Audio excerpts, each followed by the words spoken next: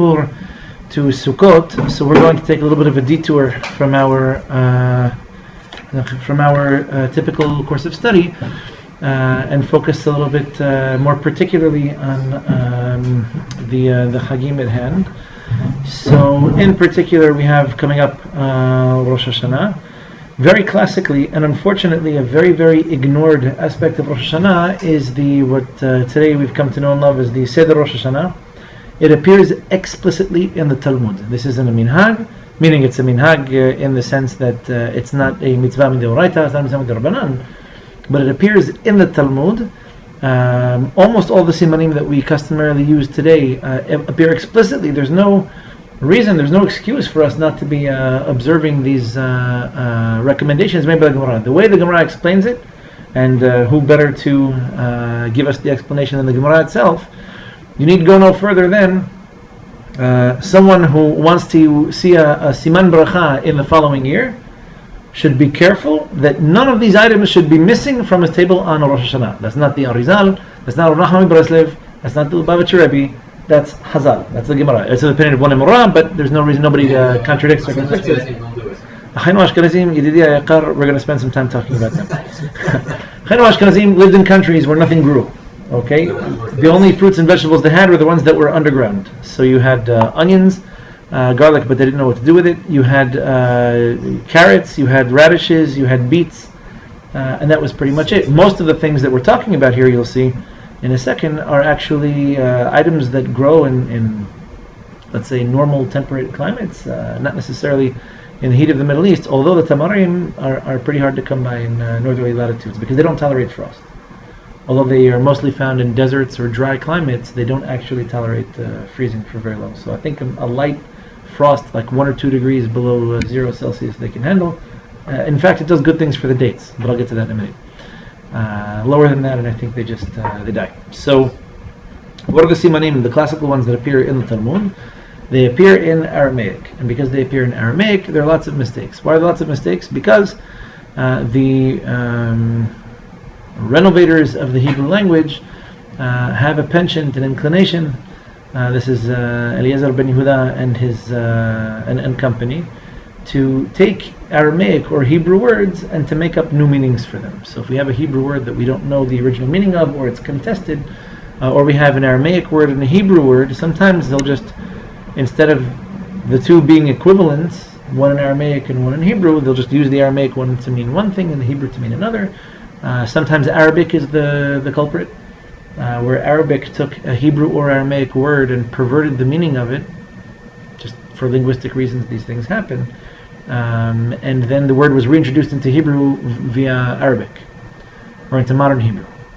A couple of good examples of this would be, you ever heard of somebody describe someone else as having atzabim in Hebrew? Or atzbani? Never heard this. Okay, so what's the root of the word? Right, etzev. So ayin tzadivet in Hebrew means what? It means two things in biblical Hebrew. Etzev like atzuv, right? Etzavon is like depression, sadness, melancholy. You have I don't think it appears in Kitavo. You have it also elsewhere in Eov. It appears, Atzuv. Atzuv is someone who's sad.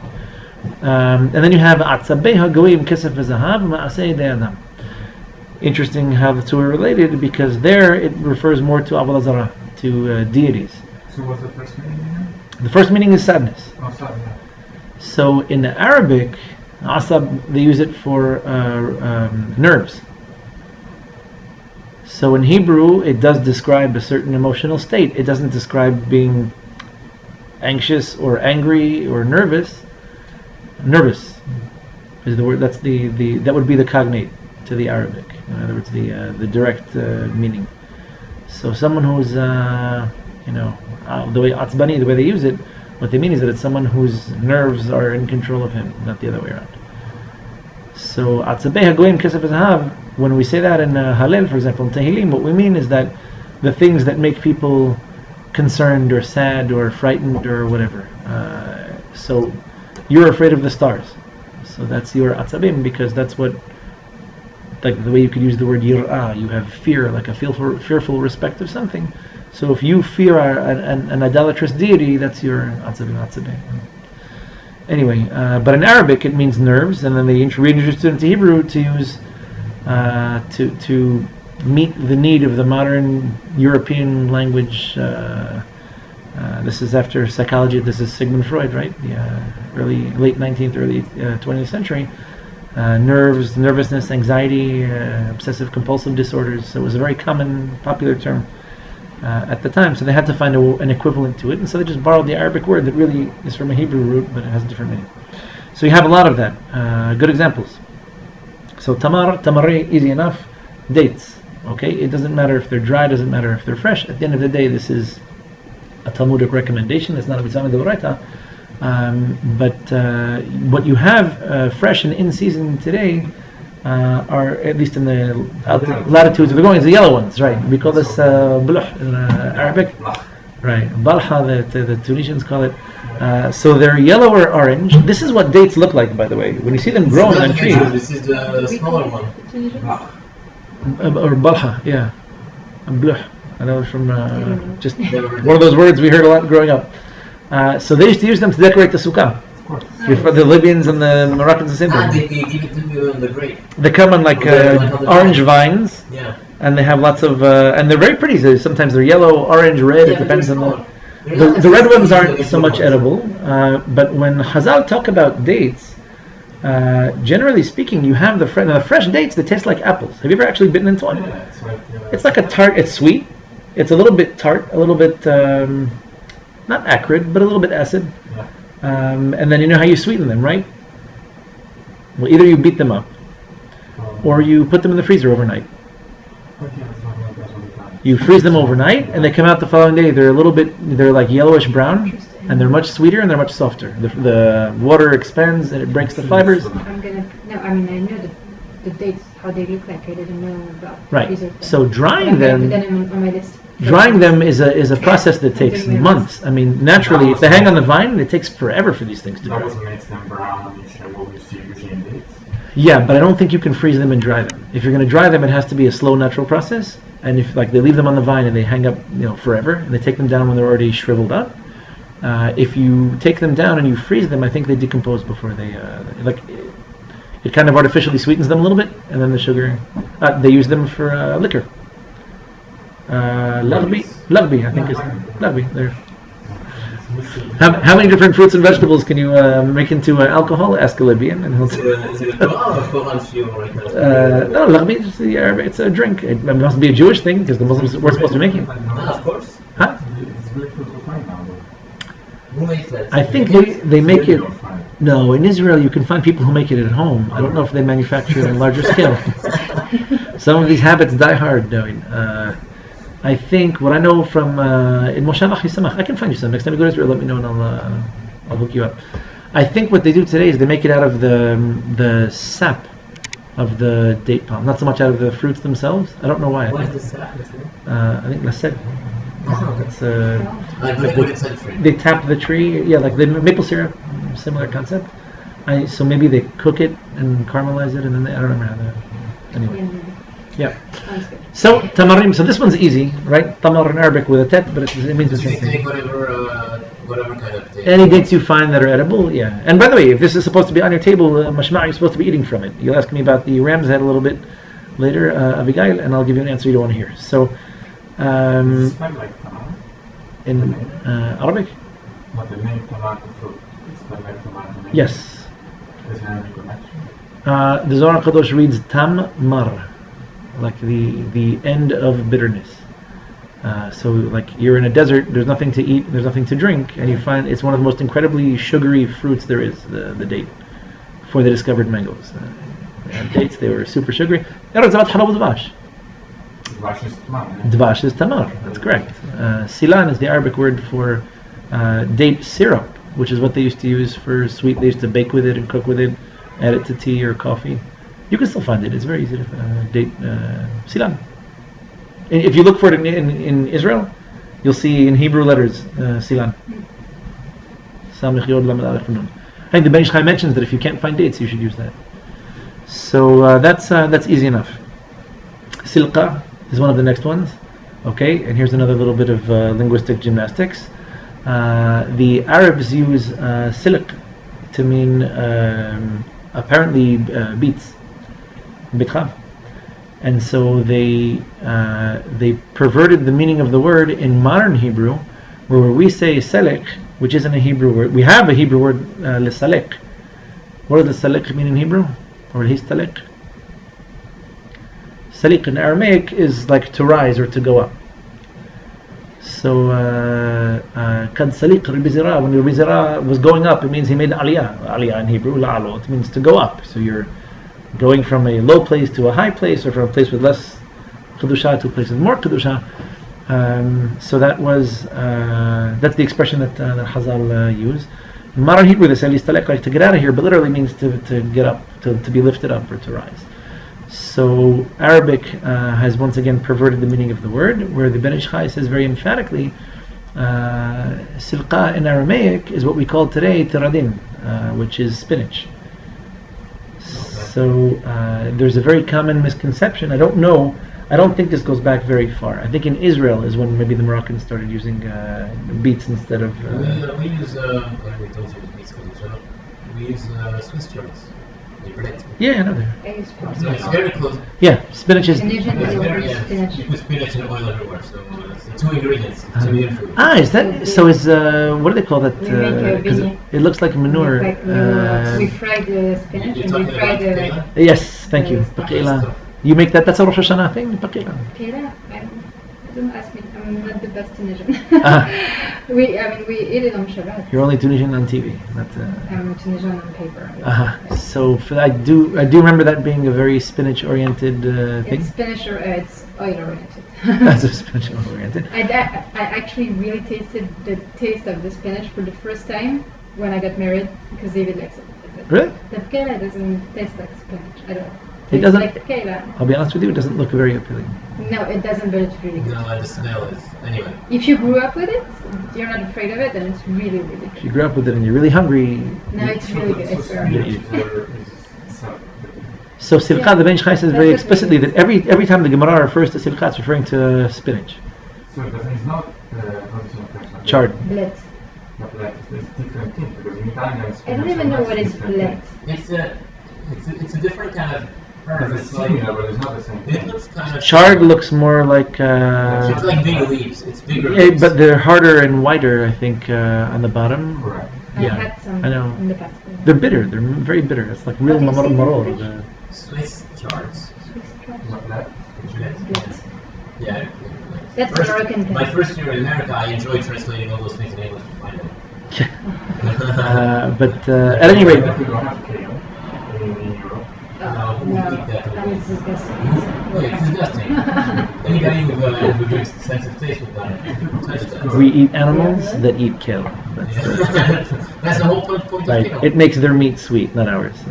Plus, it's a good pickup line because You eat kale, right? Right? Okay. If you can enjoy it, that's great.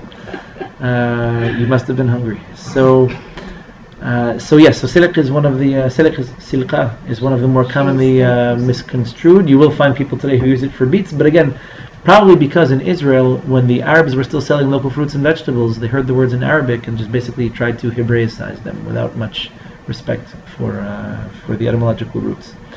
That's one. So rubia in Aramaic. Have you ever been to associated supermarkets? Yeah. So you know you're in a Spanish-owned supermarket when they have an aisle called the Goya. They have like cereals, They they have have dairy, all the things freezer, in the- frozen, and then they have like a whole aisle called the Goya. And so, what do they call it in Spanish? The white beans, not the black-eyed beans, but the white ones, they call them alubia, Yeah. right? So, Oh, really? yeah, in Arabic, Yeah.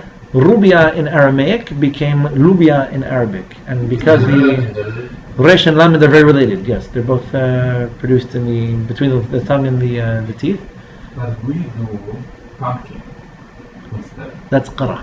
Yeah. Qara something else, right? We do This, pumpkin. I do pumpkin. no, lubia. Wait a second. You guys eat lubia all year long. I know, that's why I don't do Rosh Hashanah. We don't do You don't eat lubia on Rosh I Hashanah? don't do lubia on Rosh Hashanah either.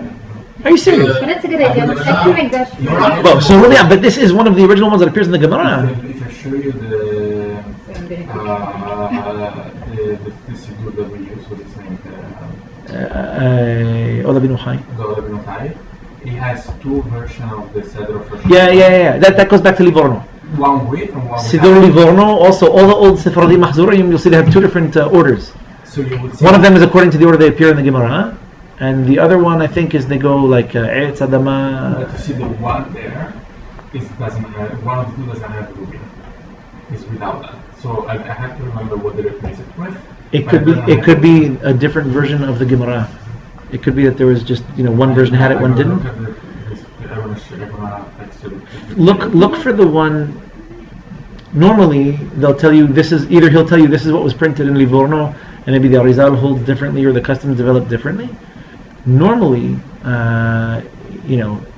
he'll give you some kind of comments and explain to you about some of the differences. It appears in the version of Talmud we have in front of us, so no reason not to do it. Rubia in Hebrew, Lubia in Aramaic.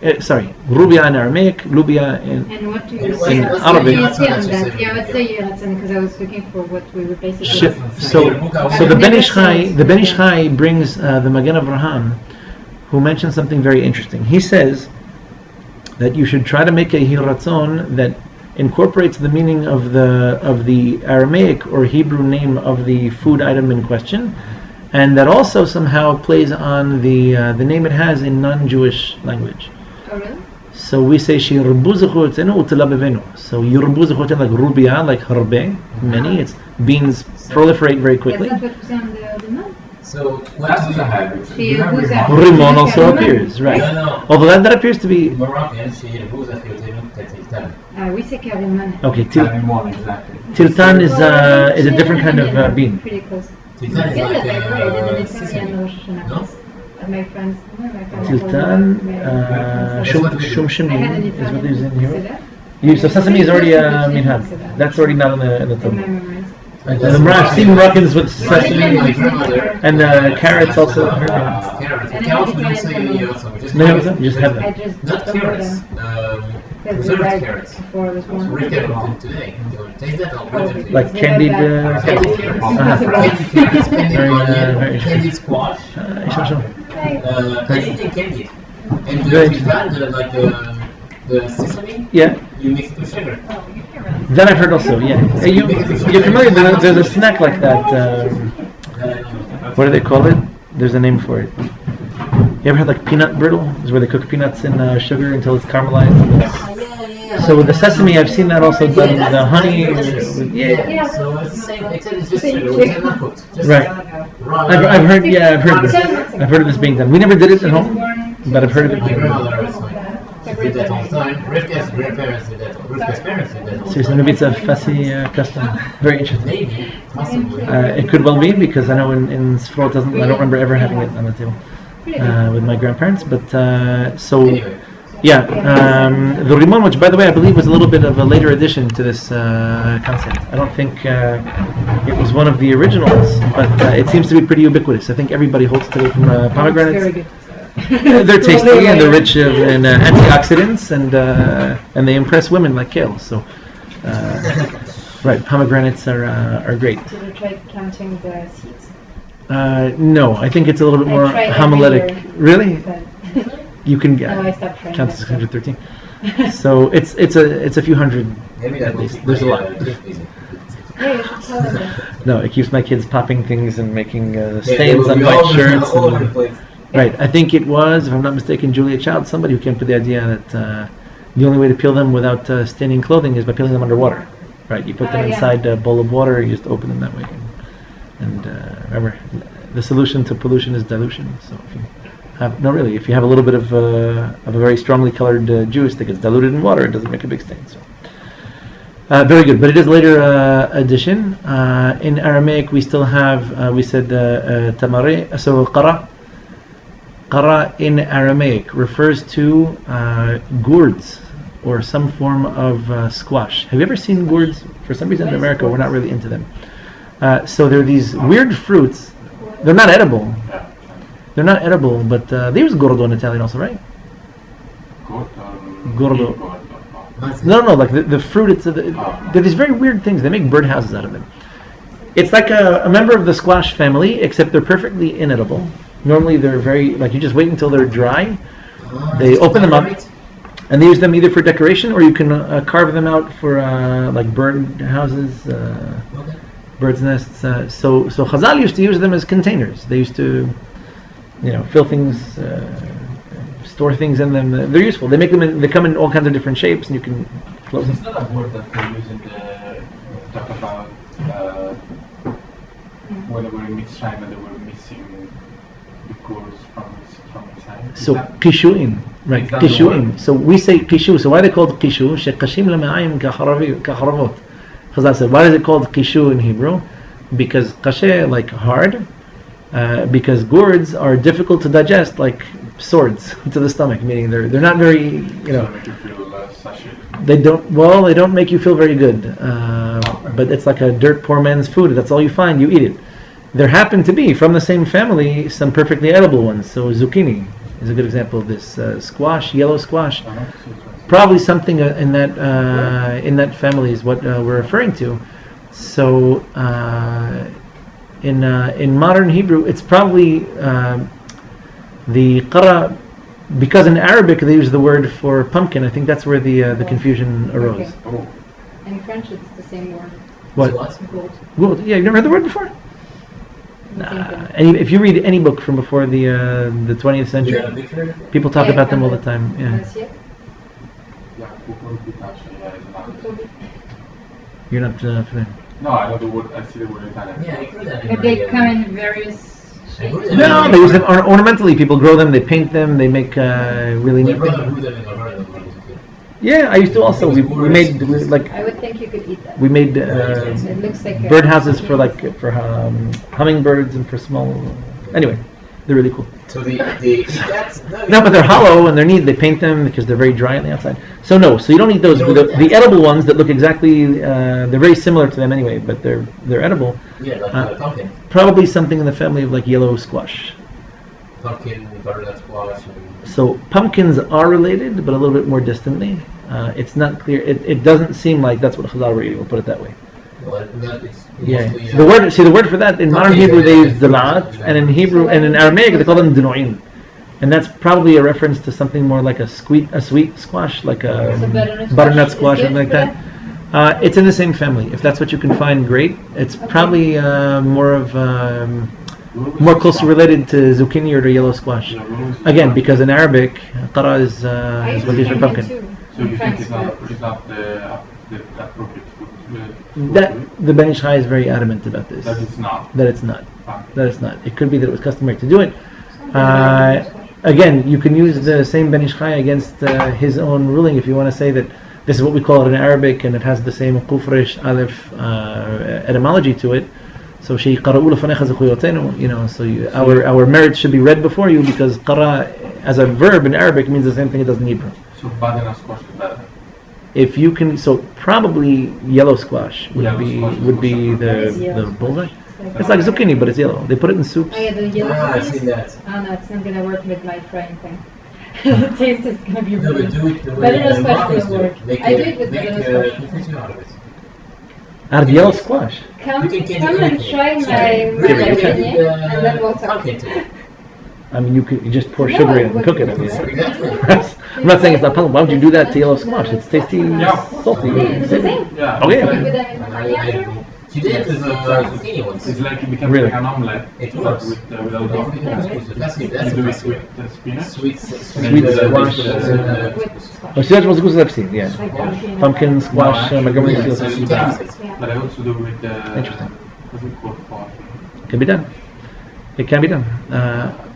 So we mentioned already tamarei, qara, lubia, which we said rubia, which we call lubia in Arabic, and the rimon, which probably was a later addition. But rimone do that's pretty universal at this For point. example, for the limon replace the rubia. So what you read, For shirbu zechutenu utabevenu, karimon. shirbu zechutenu karimon. We do Instead of lulu. In right. the second version that I would send you, it says karimon instead Right. of karimon. Very interesting. I don't know if for whatever reason they couldn't find it, but it does appear explicitly in the Gemara. There's no reason not to, and you eat them like it's like a staple product in Egypt. Actually, we say two things. Us, we say kariman and we say kat. They said in like phonetic, but kashum shmin. Shumshimin, like sesame. Yeah. That's the same thing. We eat like muga Sorry. Yeah. or halwa. Yeah, like a candied sesame. Yeah. Caramelized, like a sesame brittle. So usually we do like what do they call it? There's a name for that. Riman and then You ever seen those like little sesame Yeah. things? They cook it, they bake it with honey or with sugar. No, so halwa is just ground sesame with sugar. It's like flavored halwa. Yeah, halu in Arabic just means sweet. Sweet. So literally in Arabic it's like candy. That's what they use. Few words. Right. I'm not completely fake Tunisian. Batata halwa, sweet potato. So, not sesame brittle. There's a name for it. Anyway, I think it's a very Chinese thing, cooking things with sugar and making. Anyway, it is what it is. So later additions. Oh, we mentioned also silqa, which we said was spinach, which happens to work really well with like omelets. If you want to make a quiche or an omelet out of it, it's an easy way to make it edible and a little bit less nasty, because spinach is very bitter. Later additions, later players in the game are the single most famous and most ubiquitous siman, which would be tapuah bidvash. This came much later. The Rama mentions that the custom is to eat tapuah matok bidvash, and here's another interesting etymological perversion where tapuah in Hebrew means etrog. Tapuah means etrog. That's it. Tahat tapuah orticha. Because people eat a lot, and not everybody's an expert in Hebrew etymology, and their words get perverted. So, why of all things they associated the etrog with this? That's the meaning of the word tapuach in Hebrew. Nafuach in Hebrew means swollen, like it's a fruit that swells, that grows up. How that ended up being the word they used for the Caucasian mountain fruit that we call apples today, I don't know. But the Rama calls it tapuach matok. It's like a sweet etrog. So if you look at a temani etrog, by the way, it happens to have a similar texture. There's no meat on a temani etrog, right? It's all peel. And so either they candy it, it's just a big, thick, like the white part of the peel of an orange? The whole fruit is like that. And it's bitter, but it's a little bit harder. It almost has the texture of an apple, like a soft apple. In fact, we use both apples, but also use quince, which looks like similar to an They look similar to an etrog. They're sweet, not crazy sweet, exactly. but they're also almost inedible when they're raw. But you candy them, right? And Yes. we do the marmalade. We do like a Yeah, same marmalade. thing. We cook them with like brown sugar, cloves, a little bit of cinnamon, but they're very tasty. So that's the North African take on this. We didn't eat apples in North Africa. They had them where my grandparents grew up because they were in the Atlas Mountains.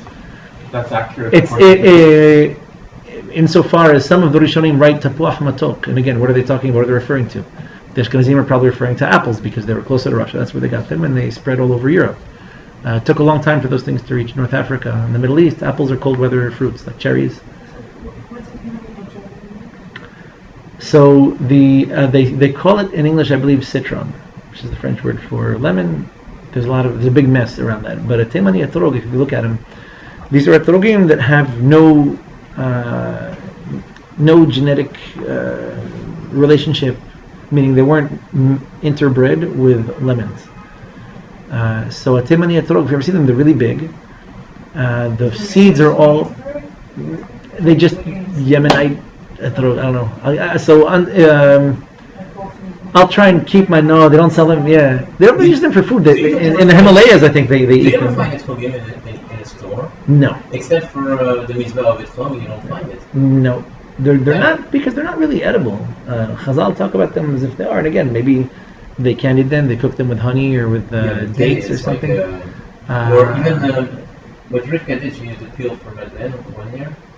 That's tasty. Yeah, That was awesome. it actually has a very special smell. Yeah, something a little The bit. family of the oranges, no?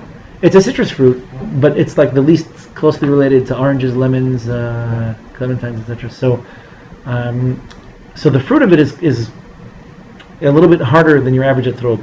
It almost feels like an apple when you bite into it, especially when it's not perfectly ripe.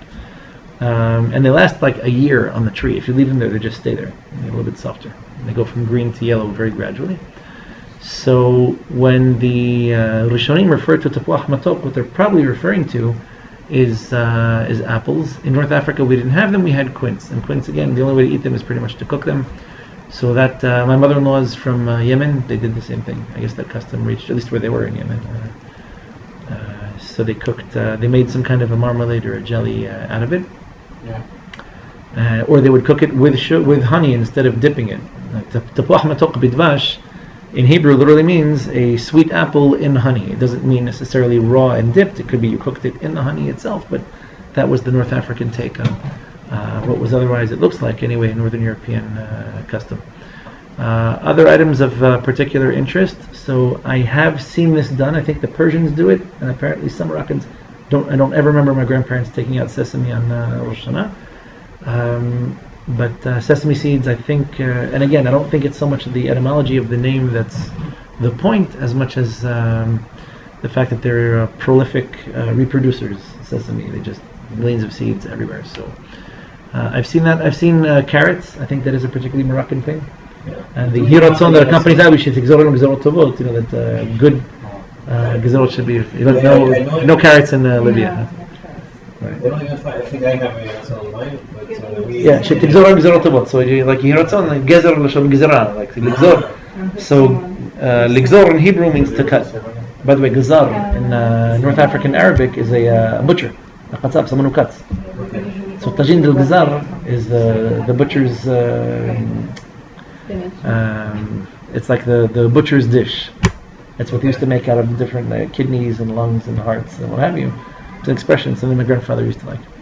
So, yeah, Shtigzon Gzerot Tovot, that appears many of the Mahzorim already have it. They include it. The Shulchan Aruch, by the way, and this is again, so it goes back maybe 800 years, maybe 700 years, makes the very explicit mention of the Rosh Ayil, right? Not the head of a lamb, the head of a ram. Tetu Belier. What's the difference? Is that lambs have tiny little heads, rams have really big ones. How big? We went through a bunch of these today. They're big. They actually have, right. So this is what the top part of ram head would look like. Oh, nice. I saved this one for David, and you can smell this when I'm done. The You're gonna make your flowers for him? so the Rosh Ayil, I have a bunch. The Rosh Ayil, the head of a ram, is supposed to be Zecher al-Aqidat Yitzchak. So because we hold that Aqidat Yitzchak happened to be on Rosh Hashanah, and in fact, we learn from Aqidat Yitzchak that the whole mitzvah of shofar has its roots, its origins there. We also know that on Rosh Hashanah, all of our imahot, all of the matriarchs who had difficulties conceiving, were all their prayers were answered on Rosh Hashanah. So we have Tefilat Hana, one of the haftarot. So it all kind of ties in where Aqidat Yitzchak and the making request, the shofar being a tool for teshuvah, something to help wake us up and help us repent and bring our neshama to a level from which tefillot are less likely to be rejected or ignored. That is the custom. The custom is not to cook it and look at it. The custom is to eat it. So you have the cheeks, you have the gums, which are very tasty if you chase them. The tongue, if you peel it, right? The brain, which is part of the head. The eyeballs, we used to fight over when we were little. And a little bit of... You eat the eyeballs? Oh, yeah. You're a fight for it, bro. Of course. You eat them?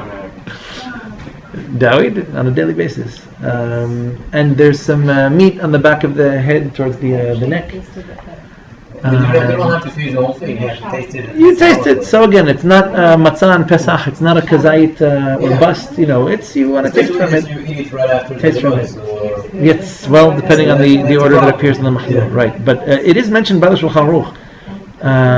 Fish, ironically, I don't know. Maybe just because people were very poor in Northern Europe. You cannot find the other ones. Right, and even so, there happens to be a machloket amongst the commentaries in the Zohar Kadosh, whether we should be eating fish on Rosh Hashanah or not.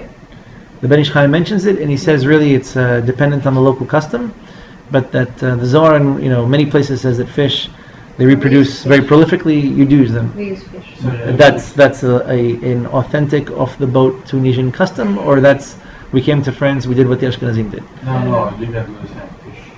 there's no man. All the Libyans I know in Israel fight over ram heads. I mean, I don't know about the Italians. Maybe they Yoridat Dorot, right? They're more sophisticated to do things wrong. So everyone, everywhere, in every Sephardi community was eating rosh. I just remember my grandfather was, waited for this thing. We came back from Bet Knesset. It's very tasty. To cook the head of the fish, so don't get Uh-huh. the head of anything else. So well, on the topic of fish, So it should be. what's the hiratzon that we make? We make sheniheh lerosh v'lo lezanav. Right.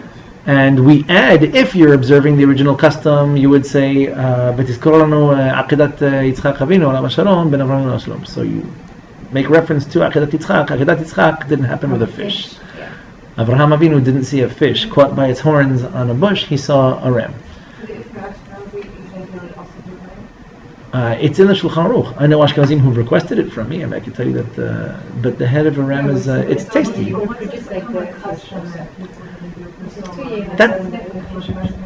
So that's a really good question. The Rama himself mentions it in such a way that leads you to believe that those who can afford it or can find it are better off at least eating the head of some other animal rather than not having any head at all. And chickens don't have much. There's no meat on the head of a chicken. There's the crest, which is really tasty. But how much in money terms? A few dollars a pound. I mean, they're heavy, but maybe 3 to 5 or 6 pounds if they're big. A proper ram head. So what we call ayil in Hebrew would be a male lamb that's at least 13 months old.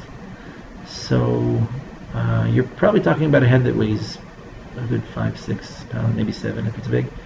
Typically, you take the horns off before you cook it. They don't cook well. So you cook them, but for other reasons. I'll what show you. about lamb or lamb? Head of a lamb? Is that everywhere? Definitely better, yeah. And if you can get from a male, it's so much the more. So the idea is the head of a ram. Right. The idea is Akedat Yitzchak. If HaKadosh Baruch Hu wanted us to eat fish on Rosh Hashanah, He would have had this happen underwater, and it didn't. So there is a midrash about a ram watching the water coming.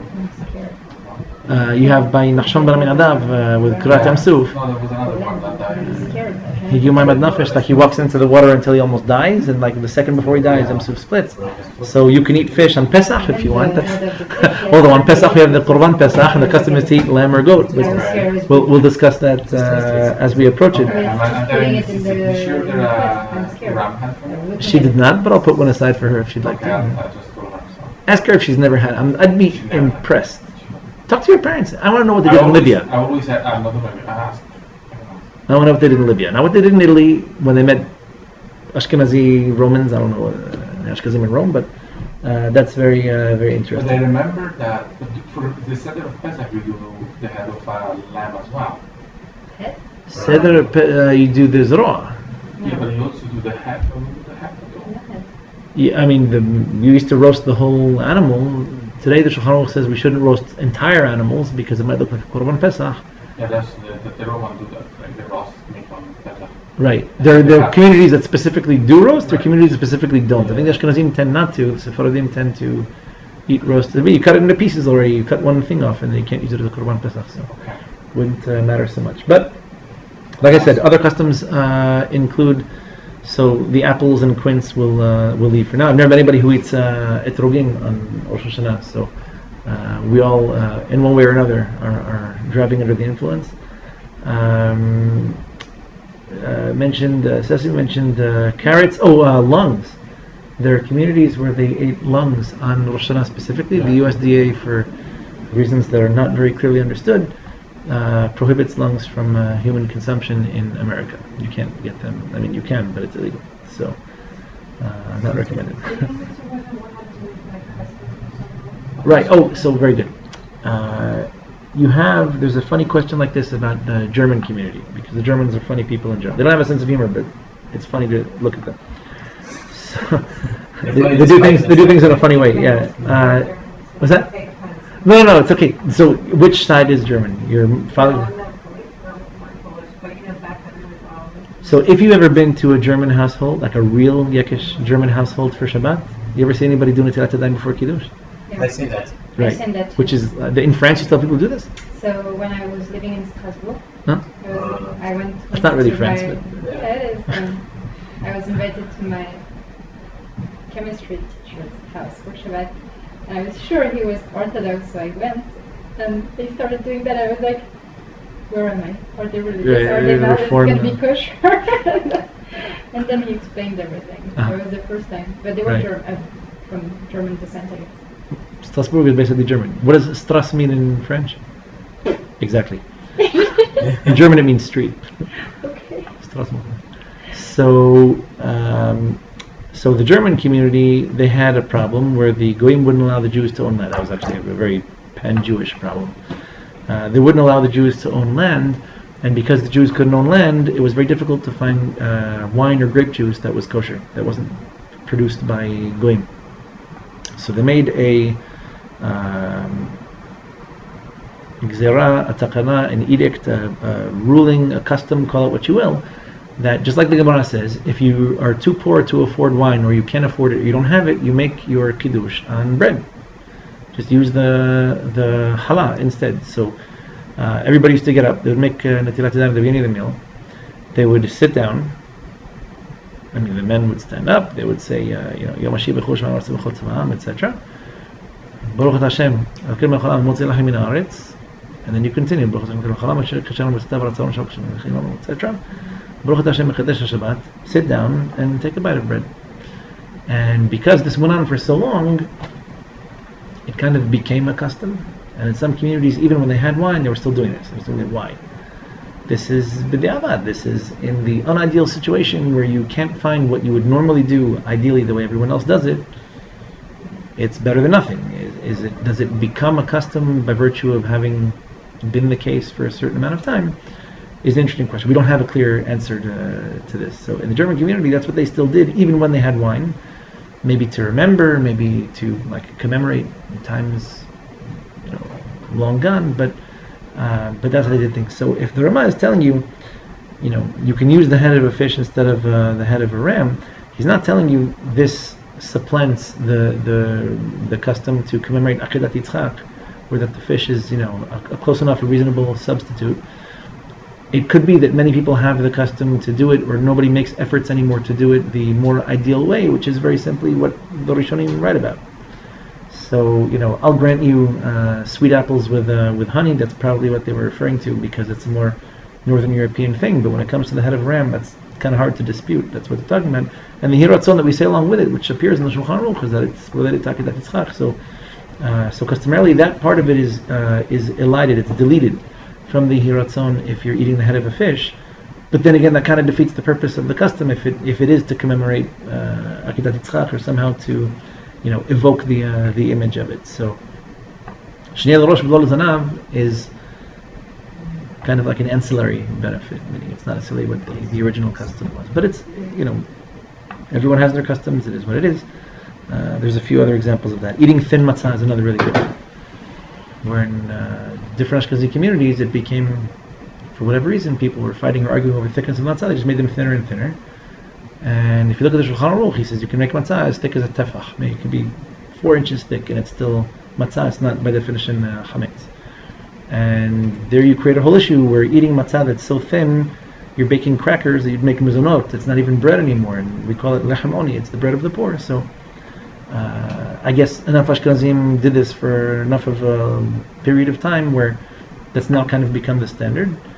And now there's slowly but surely people are asking questions about whether the matzah should be thicker, maybe a little bit more pliable, as such that you can legitimately call it bread and make a matzah. So Rav Moshe Feinstein is long teshuvah on this, where he says, look, it's what people call bread on Pesach. So before or after Pesach, maybe you would make mezonot and crackers, but on Pesach you would make matzah. It's a little bit of requires a lot of Talmudic gymnastics to understand because what's the definition of a cracker? Flour and water and bake it till it's crispy. So what's the difference? But that can be using a pita then?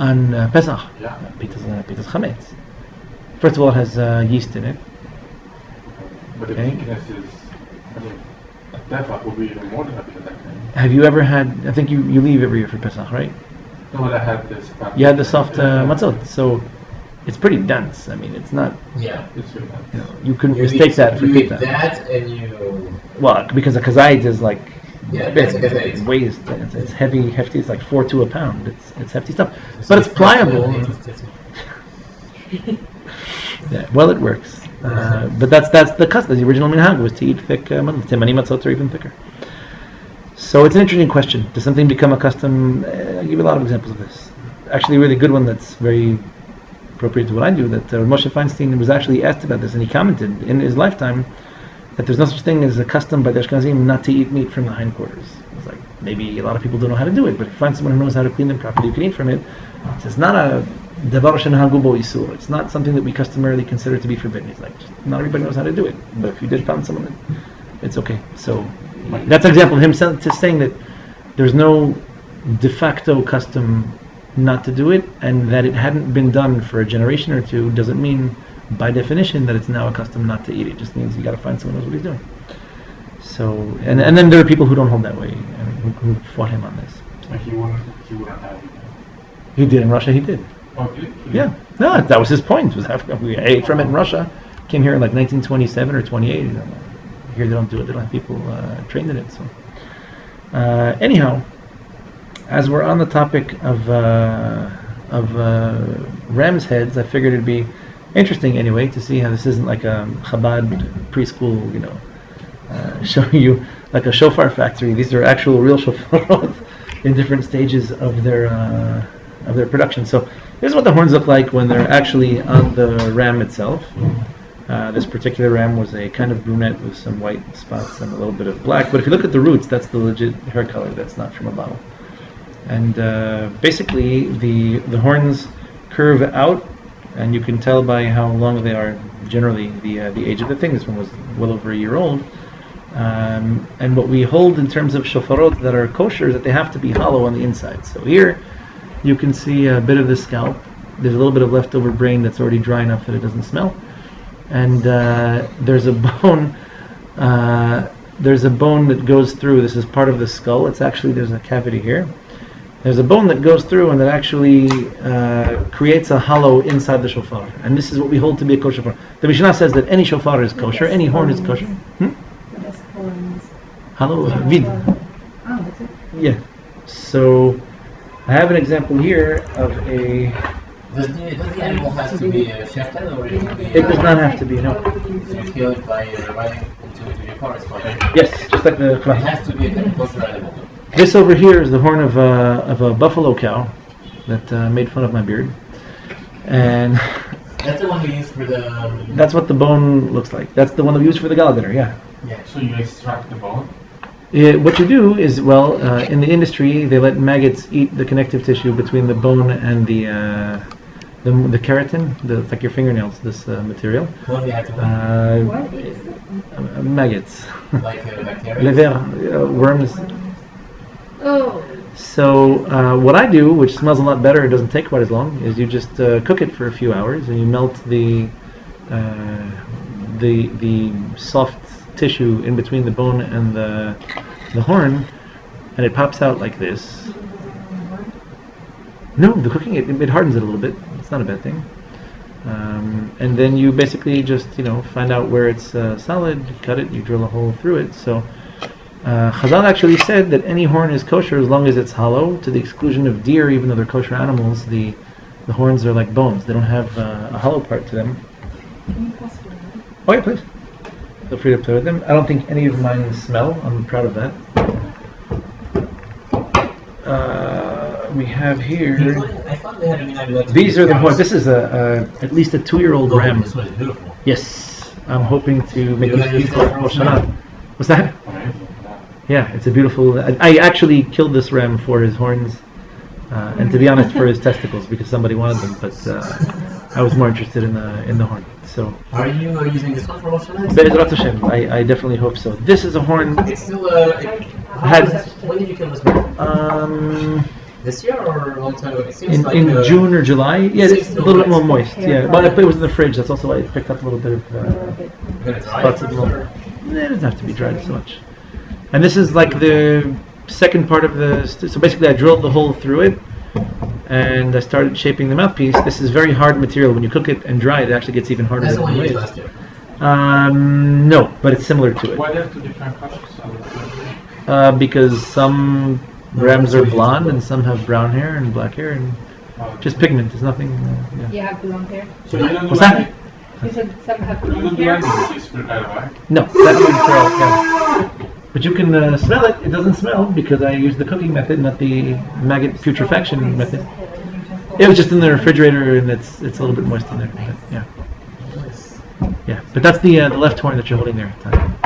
So you're using only the right. Yeah. So the Shulchan Aruch holds that no, he just holds that the right horn is a mitzvah, like it's a nicer way to observe the mitzvah. And what you say that you need to cut it here? That's solid up to a point. Yeah, think about it. If you're looking to gore someone with your horns, it helps to have a solid point. And the part that's hollow is supported by bone. So the end of those horns, they can do a lot of damage, by the way. You know, these animals can kill predatory animals if they hit them the right way. So I did. I took the bone out. I cut off some of the curled part because it was solid, and I drilled a hole through, and I started shaping the mouthpiece. I didn't finish at that time. Yeah. But in this case that you took the bone out, right? Yes. The bone was all the way through here. About 2/3, 3/4. Yeah. And when you cook it, it 2/3. just come out by itself. No. So that's what I'm saying. When you cook it, you have to excavate a little bit around it. You have to I used a meat hook. It's like a sharp-pointed, hard stainless steel hook. You have to take out all the soft tissue that you can. You cook it a little bit longer, and they take out everything you can get at. And then you need someone very strong. Think Ben McIntosh. So he holds the hook on one side, and you got to kind of twist it off. It's a bit of effort you have to put into it. But then once it pops out, it comes out clean. A little bit of soft tissue to scrape out, and none of those smell. By the way, if you ever smell like an industrial shofar, Yeah, some of them have terrible smell smell. god awful because it's putrefaction. This morning Yeah, when I cook it, I throw in like cloves or something just to keep the smell pleasant, absorb some of the good smell in it. Yeah. I could. I mean, I make shofarot, so yeah, I'm happy to help. Did you think about selling them? Yeah. Oh no, it's fun. It's fun. It's a lot of, and they have really cool tools today. Back in the day, it was just you sat there whittling away at it forever. But yeah, if you polish them, I mean, how do you polish them? You remove all the thickness of them.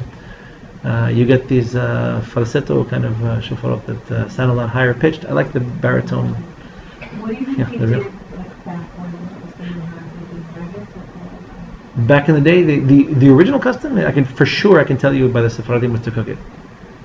They would take the horns of, it doesn't have to be shechted, it's kind of nice that it should be, but it didn't have to be. And you just cook it for a few hours, clean it out. Get the bone out is a little bit Well, difficult. you cannot take this from the animal alive. It needs to be shaped. No, they would find that very objectionable. And that's what I'm saying. So you have to kill it anyway. You kill it, but if you messed up the Maybe system, guys, you could have what do found do? it dead too and just used that. Those are typically somewhat decomposed. And the smell won't quit. It just won't quit. Yeah. Yeah, that's the cooking method. A little bit more labor intensive, but it works. so then you have to scrape out this area first? Yeah. Yeah, I was very careful about how I cut this because bison have heads literally this big. They're massive. 25, 30 pounds a piece. Yeah, but they're hard. They're hard. They can break people's backs. Like people who raise them have to be very careful with them. Yeah. So what you do is I cut this like up to the very end, where it was all soft tissue and where the connection kind of fades into the skull. And I cooked it for maybe 2 or 3 hours. And I sat there scraping and scraping and scraping. This gets very soft when you cook it that way, so you can kind of really get at it. And as soon as you're done, you have to really like pull and twist because of the contour of the bone. And the bone shrinks a little bit. You scrape at the seam, in between the two. So the way it grows is that this is literally bone. This is part of the head.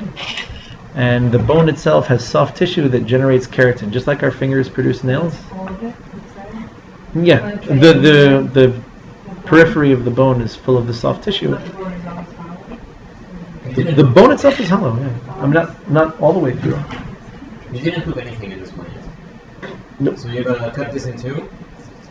Use only the right one, I guess. Maybe I'll do that for the kids. Yeah, not those are relatively small. The ones these, like I said, that's a Those are 2-year-old. nice. Those are super cool. 163 pounds. So if you That ram. if you polish it or not, Yeah, wait till and it's a beautiful sound you get out of these. whether you polish it or not, it's the different sound. Yeah, because the more material you take off, the more. Right. So here, I'm probably gonna end up cutting this right about here. There's a natural crack here anyway. So if I cut it over here, I can still hold this to the left shofar. But beautiful shape. It didn't do a lot of fighting. So there's not too many cracks. Sometimes they get aggressive, these things. But yeah, on the right side it should be probably the same way. So I would cut it probably over here. Make sure that I have enough to drill a hole that goes through the hollow of the thing. And then you just shape a mouthpiece out of it. And I can remove some of the material and make it a little bit more manageable. Because they're heavy. This is a good 3 pounds, 4 pounds. So hold it up for 100 kilo, it gets tiring. It's a heavy one. That's what it is. It's what I had at home. It's not that. Well, you have the one super long, right? That's from Kulu. That's an African species of deer. It's not even a snail. This is a ram. This is a... Yeah, they're all rams. The goat horns aren't quite as useful. They have a twist. They don't curve so much as they twist, but they're kosher. They work. How old was this one? That one was over a year? That one was probably a year and a half. This is probably 2 and change, 2 or 3. About the same. If you look, the easier way to compare is by the thicker part. So here I actually cleaned it up a little bit. But it was about the same age. Yeah, I cut off as much as I needed to. So, Bezat Hashem, if I get through everything I need to do before Rosh Hashanah, that's my goal. This is like for the first year in maybe 11 years of Rabbanut. If I can stay home, Motzei Shabbat and Sunday, I would finish these shofarot and not have to go to work. If I have to go to work, then we'll shelve the project. But should be neat. Yeah. Take 2 minutes. There's just a beautiful midrash I want to share with you. Not very long, but it has to do with the meaning of the word Amen, and we have reference to it in the parasha we just read last week. So it'll help hopefully give us some direction and chizuk for the upcoming